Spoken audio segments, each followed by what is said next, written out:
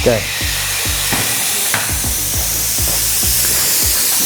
Hi guys, welcome back to the channel. So we've spoken about a lot of things, and I think we've come now to a point where we really can show you and showcase a lot of 325 IS and a lot of, let's call it e30 BMWs. Today I want to show you what we call a full bolt and nut restoration. So bolt and nut restoration means that every single component we try to restore as best as possible, either replacing them with new parts or either basically just making the part look new. So restoring the part itself. So this is a 333i, which is very rare and scarce and also very valuable.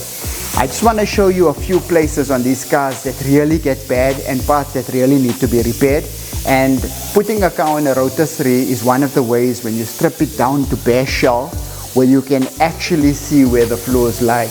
On this particular car, you can see that the rust spots is all over here on the side where the track usually sits on the car itself. Most of these cars have that thickness, and what we actually do here is we cut that out and we replate it, but replate it to try and make it look as original as possible. Most of the e30 is either rust here, there in the bottom, and on the spare wheel compartment itself. On this particular spare wheel compartment, if you look at it, it's not really that bad, but you can see it also throughout the years lost all of its lines and everything just looks so like it's out of proportion. What we do first is then we strip off the sealant itself and we try to get it onto the bare to try and see where we can bring those factory lines back to try and let it look as OEM as possible. And of course, once we do that, we're going to obviously reseal the whole entire undercarriage itself so it can get back to its originality. Another common place where rust is very visible on e30s and a part that's always going to have some sort of wear and tear is here by the pedals. This is a place where we'll rather cut off completely and we'll replate that, and that would kind of solve the problem with the new sealant, but that's very common and it's a place always to look out for on most e30s. So for guys that's looking to buy e30s, that's a very common place. So when you do see it, it's not something where it's like, wow, the sky is rotten. It's something that really occurs on these cars. So when you're looking out to buy an e30 itself, just look out how bad the problem is, but know that it also can be repaired and restored to its originality. Most of them, when you look here through the chassis leg, is all bent. We also pin file and pull that to try and bring that out as original as possible. Bottom and the top chassis leg. We also have a few characteristics here where you see a lot of it starts to rust here on the inner battery tray. That's very, very common on these cars because on the inner battery tray we always find rust, and what we do is we also cut out and we replate. In this particular car itself, it's not that bad. You can see everything still looks good, but we're going to have to clean out all of this here in order to see where all the problems and the flaws lie within that. And the same as the opposite side. There's also a lot where we're chopping out all the sealants now to see if all the welds are still intact and everything is still good. So those are the common places to actually look at. And just another view from the accelerator pedal, you can go inside there and just have a look and you'll see where it's starting, and that's exactly on the pedal itself, which weakens, and that's very, very, very common on e30s. That's basically a 333i that's come in for bolt and nut restoration. That is the first phase where we start. So the first phase, obviously, we strip the car down to bare shell. From bare shell, we automatically move onto the rotisserie. On the rotisserie, we start to pull out all the sealants, all the paints. We take it down to bare metal, and that's the starting point for us. Thank you. So there you have it. So many of you guys, so many times ask this one simple question, and I didn't understand this as well. Why bolt and nut restoration? What does that actually mean? Here we go, guys. Look at this bolt. I mean, this is rusty and it definitely needs to be either reconditioned or replaced to brand new. We have a process, and that process is what we call electroplating. We take these bolts that come off old from the car that cannot be replaced or even found brand new, and what we do is we send it through this whole entire process where we first sandblast the bolt. So we remove all of the old rust, all of the residue and everything that's built up throughout the years, and then voila, look at us. That's what you get. Doesn't that look amazing? Rob, point it onto the tray. You made me electroplate the whole morning. Show what electroplating actually is. Look at it. This is the process of everything that happens. The bolts and nuts all look brand new. I think we're going to take them through to the baths and just kind of give them a small squiz as to how the process actually happens and how these bolts actually come out, to looking from that to this. Amazing, right? Okay, wow, look at this now. I mean, this is something to actually look at. This is exactly what we talk about when we say that same bolt and nut restoration. If you look at this here, this is restored. And I mean, you can see the originality once again, because here's the factory colors. You can see all the bolts that went through that process, and you can see everything back to how it came from the factory. It looks amazing if you look at it. And I mean, this is not yet completed. It's just the product I'm pulling up from the process I want to actually show you. Wow, look at this. This is amazing. If you come closer with the camera, just to show the detail on the tank itself. So we've spoken about the whole electroplating process, and now we understand how you actually get a bolt and nut restoration, and you understand the processes that we go through in order to do a bolt and nut restoration. The next phase is always to get all the components like the suspension, the fuel tank, the secondary fuel tank, all the stabilizer bars, aircon pipes, and everything to look or to match that undercarriage. So if we're restoring that undercarriage to a certain level, and that standard is so high in terms of actually putting new sealants, refabrication, you need to have your components also look that good.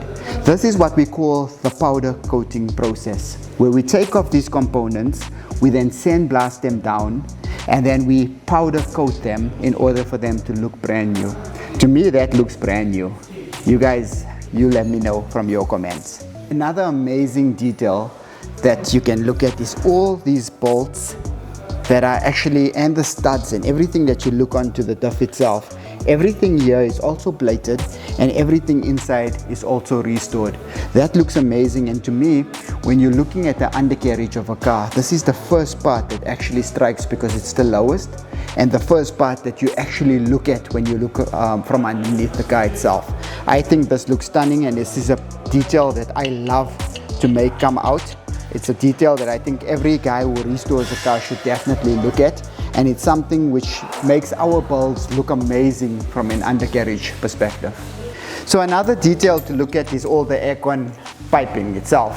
Every single one of them you can see is once again back to that standard factory edition sort of a look, and every single one is electroplated. I think that adds great detail to the engine, and that's one of the parts that we make sure we add our touch to as well. Yesterday one of the guys came to me and they said, Mo, this relay unit that actually fits the relays on the e30 has become so rare and we cannot get it anywhere, and 3 cars are actually missing it, and we cannot even make a plan with it because it just doesn't look like the look we want to achieve, or the OEM or the factory look. So guess what, guy? I went to Yaku, I gave him this here this morning. I said, Yaku, print this thing for me. Let's go catch him off guard and see if he actually printed this exactly to the BMW spec. Come on. Let's check Yaku and let's see what he's up to, and let's see if this part looks exact. Yaku, my man. How you doing, buddy? Hey, what's up, bud? Already, eh? You just asked me this morning. And now you're on camera, by the way. So we're not just asking you, we're putting you under tremendous pressure here, my man. We want to know how did your part actually come out? It's not pressure, buddy. Okay. Wow. That by the millimeter looks exact. Holy shit. Wow. No, that's exact, man. I mean, really? Look at it. How amazing is that? Shoo, 3D printing. No? Does it, eh? What do you guys think? I mean, that looks exact to me. Doesn't it? Let's go and check if it fits on the car. Okay. Yeah, go fit it for us and let's see. Yeah, let's see. See if it slides there. Factory, man. That's factory, man. Let's see if the relay fits. Go. And the relays all fit. My man. No, that looks amazing. And you did say to me, you said you're gonna try and make it a little thicker so it doesn't break. Yes. And that definitely is it's got a little more meat, and it definitely looks like it's not gonna break. Well done, bud. Yeah, well done. What do you guys think? I mean, look at it, that's amazing, right? That's a perfect fit, and it's something you cannot get from BMW. And guess what? Glassworks made it. So guys, what do you think now? I mean, here's the M20 motor, the one everyone loves. Check this out. This is now still in the workshop, and looking at it in the workshop at all these details once again, look at this. I mean, this looks factory, it looks amazing. So this is just one part of the build.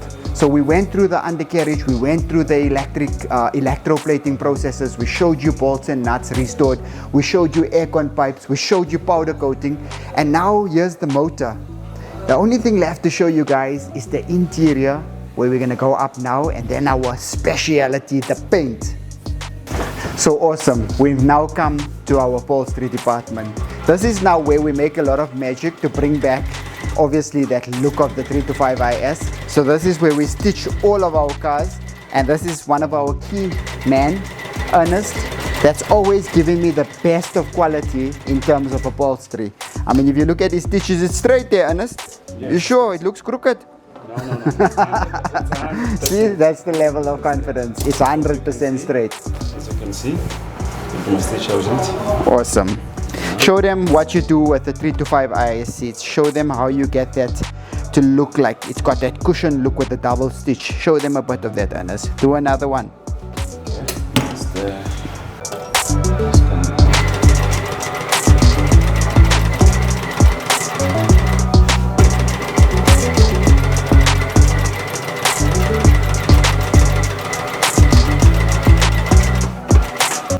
So there you guys have it. Nappa leather basically looks like the original leather of the 325IS. That's the cushion look that we're actually going for, and that's the double stitch. Rob showed them a completed seat just to show them how that actually looks in real. So there we go guys, original BMW 325IS seat, Glassworks version of the original 325IS seat. I think the stitching patterns are very much the same. If you look at the cushion look here, this is an original seat, and you look at the cushion look here, it looks very much the same to me. The leather also looks very similar, and even the piping, if you look at the details on the piping, that looks pretty much the same. Here we go once again. Let's meet our man Tapelo here, and let's just say he's the king of restorations when it comes to restoring seats. If you look at the restoration on any panel, this is our version of being redone. And if you can see this here, it was cracked and there was a lot of defect on it. We basically restored this plastic, repainted it back with the original type of paint look, the matte finish. And this is one of the factors that makes our restorations amazing, is because every single detail, like I say, is either restored or replaced, and this is a part that's restored, and you can see this is restored. The texture is very important, which is still there. So even if we do decide to restore a panel, we'll always make sure we put the texture back. So for instance, if there's a scratch on here, we'll repair the scratch and put the texture back on so it keeps it as original as possible. So I think that's very key in a restoration, because you can do how much you want to a car to try and make it look as new as possible, but if panels are not restored and there's just a few new parts, it always sticks out. So we like to make sure that every part is restored back to how it's supposed to look.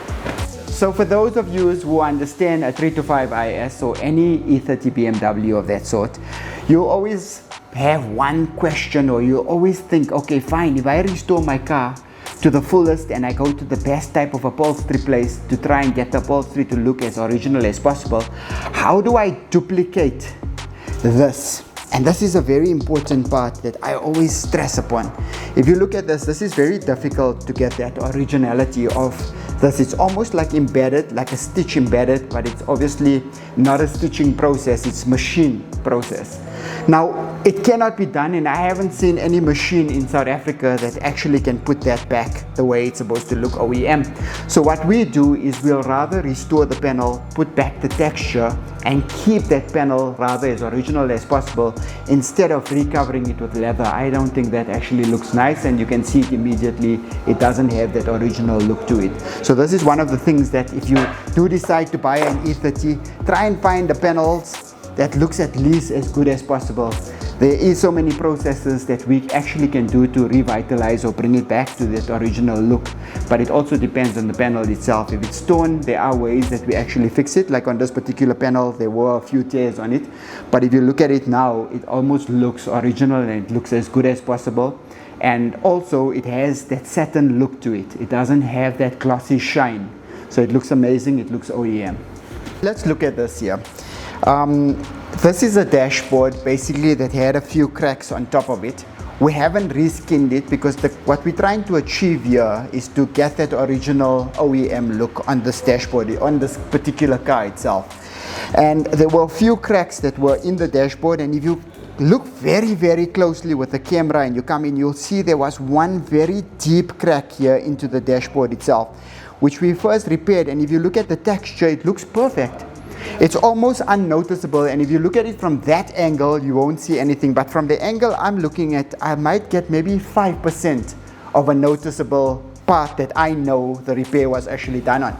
But this is now completely restored. It's not reskinned, so completely restored. All the cracks repaired and back to its original look. You can see it still has that matte appearance and it looks good. I think it looks amazing.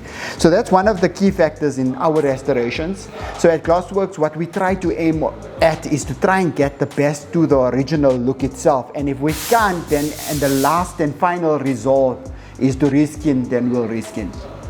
And now finally down to our assembly. When it comes to assembly and the way we actually work to put these cars together, and if you see, it's kind of like a production line. We like to look at it that way. And if you look at it from here, here's a 325 IS that's getting ready to be assembled. And if you look at this one over here, let's go to the suspension drop. This is a car now, and if you look at the details that's starting to come along, just grab that detail and you'll see the details now starting to come along. Let's go to the suspension, and you'll start to see all the suspension details coming along on the car itself. And the paint, most of all, Rob, just try and get an angle to actually show this orange peel texture. And this is uncut and unpolished, and it's also a very rare color on the e30 325 IS. We're going to talk a lot about paint because that's one of the parts that we kind of specialize with. When it comes to paint, we do certain processes that allows us to bring that paint and enhance it to its fullest levels. And now to the painting process itself. So this is the part I told you guys that we really take a lot of pride in trying to get back to factory kind of a spec.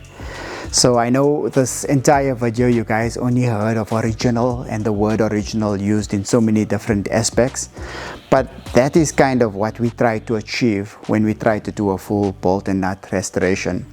So there's two types of restorations that we actually do, and the first type of restoration is when we do a customized type of a approach where a client comes in and he says, listen, I don't want anything to actually be the OEM type of a spec. I want everything spec'd according to how I like it. And then we'll go on to like an air suspension. We'll fit in a different set of seats. We'll do some suspension changes. We'll fit on a wheel for the guy, and that's just a whole different build. But when we talk about the originality and we try to aim to get everything on the car to actually look as to the spec that the car actually came out to, we talk about something like this. So this car here basically is a nut and bolt restoration, and it's a very original Evo 1. When you look at the characteristics of this car, we look at the fenders, which came out in aluminium. We look at the bonnet, basically, which is in aluminium. And then we go to the doors, which is also aluminium. Now, if we look at all of that there, this car is fully spec'd with all the right panels. And when you look at this type of panels being aluminium, and if you had to repair it in a restoration, there's a major process that actually goes into making this a basic masterpiece.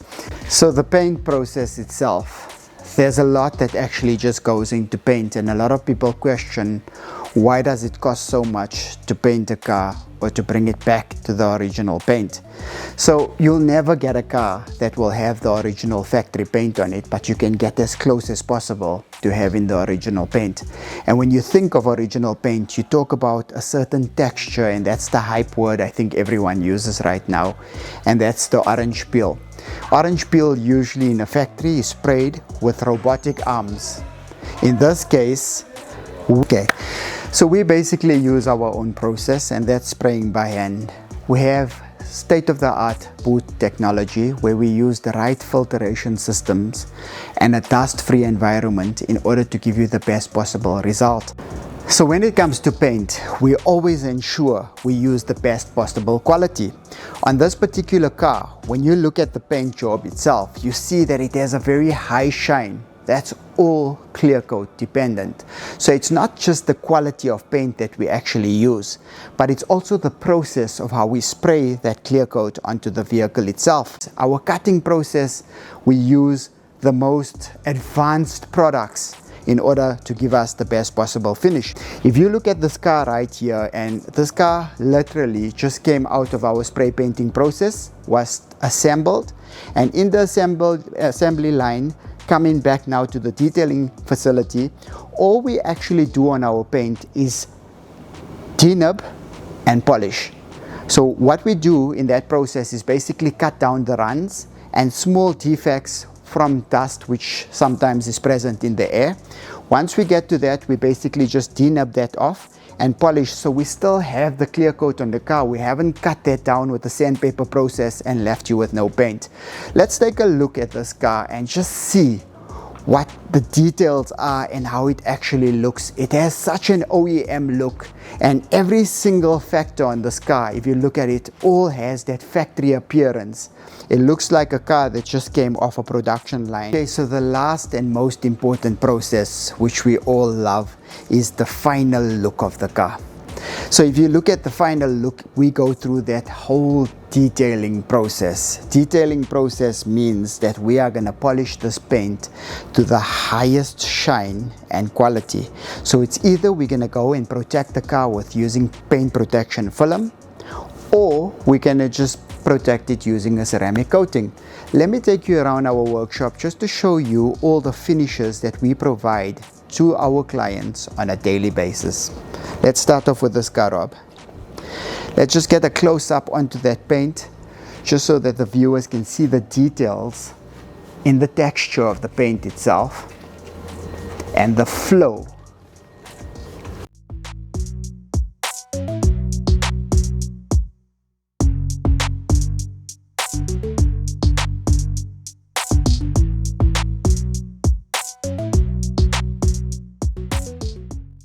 Okay, so that's one of the cars.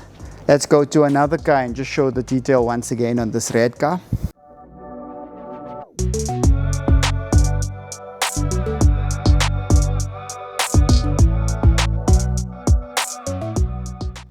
Can just give a view of that orange peel texture from the top, just to show basically what the paint actually looks like. You know, and maybe get a side view just to show the type of underside itself, the texture itself, just the way it flows throughout the car, you know. For me, those are very important functions when you're doing a spray paint, because when you spray paint in the car, these are the things that you should actually look at. You should look at crisp, quality, high gloss paint with a bit of a texture, and it mustn't be too thick. It mustn't be overflowing over the lines. Every line must be clean, and there must be a lot of detail actually added onto that. So let's go to this Ferrari that we recently sprayed. And the other type of protection we were actually talking about is the PPF protection that we add onto the car. So we're busy PPFing this car, but this has also been a Glassworks complete restoration, a complete respray. We will be featuring this car for you guys to actually see. We've actually stripped this car apart. We've put new paint onto this car, and I think it's looking phenomenal. We're just now in the protection phase. So if you look at this paint, it's looking amazing, and it's really striking out. Should I reveal our next project to the guys? Let's show them this one.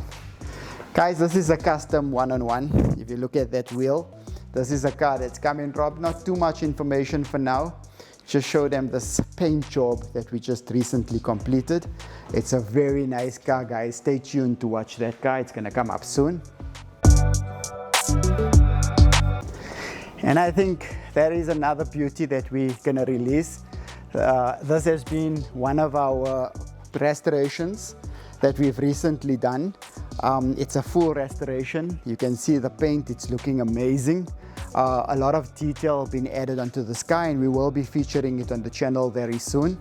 And like I said, we've got so many cars and our processes are so quick, and our turnaround times out of, I think, in the last year has significantly improved, and there's so many cars that's actually getting completed, and there's so much work and detail that actually has been done on these cars. And the one thing I pride myself off in a big way is our paint jobs. I think we're really good at that, and I think we've been educating the market for so long, trying to get that standard up and helping in our detailing environment, because in our academy there's so many students that on a daily or a weekly or a monthly basis come in, and we skill them with so much information in order to transform paint to that quality.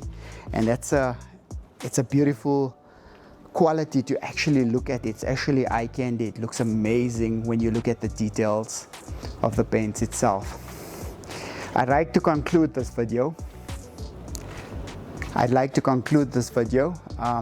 With a closing, and I thank you guys for all watching.